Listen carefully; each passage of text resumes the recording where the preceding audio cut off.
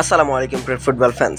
দর্শক, নেইমার জুনিয়রকে অনেক বেশি মিস করে ফেলেছি ইতিমধ্যেই আমরা ভক্ত সমর্থকেরা। আর সময় কিন্তু প্রায় ফুরিয়ে এসেছে, নেইমার জুনিয়রের ফেরার সময়ও কিন্তু হয়ে গিয়েছে।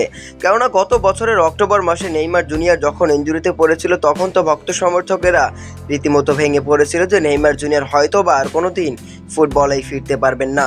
কিন্তু তেমনটা কিছুই হয়নি। নেইমার জুনিয়র কিন্তু দীর্ঘ 9 থেকে 10 মাস মাঠের বাইরে রয়েছে।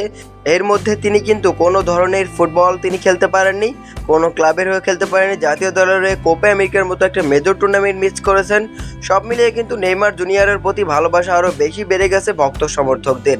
কেননা এতদিন পর নেইমার জুনিয়র আবারও ফুটবলে ব্যাক করতেছে এবং যে আনন্দটা গণমাধ্যমে ছড়িয়েছে সেটা আসলে দেখার মতো।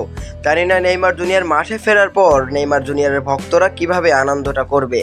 কারণ এত বড় একটা ইনজুরি থেকে নেইমার জুনিয়র আবারও ব্যাক করছে খুব দ্রুত, এবং নেইমার জুনিয়রকে নিয়ে আল হিলাল স্টাফরা যে সমস্ত কথাগুলো বলছে সেখানে স্পষ্টভাবে বোঝা যাচ্ছে যে নেইমার জুনিয়র খুব দ্রুতই মাঠে ফিরবে। এবং আল হিলালের স্টাফরা তো স্পষ্টভাবে বলে দিয়েছে যে সেপ্টেম্বর মাসের 20 তারিখ আল ইত্তিহাদের বিপক্ষে আল হিলাল যে ম্যাচটি খেলবে সেই ম্যাচ দিয়ে নেইমার জুনিয়রের আরও একবার ফুটবলে প্রত্যাবর্তন হবে। অর্থাৎ আর কিন্তু বেশি সময় বাকি নেই, আর প্রায় 40 দিনের মতো সময় বাকি আছে। তারপরে কিন্তু নেইমার জুনিয়র আরও একবার ফুটবলে ফিরবেন আল হিলালের ওই রঙিন জার্সিটাতে।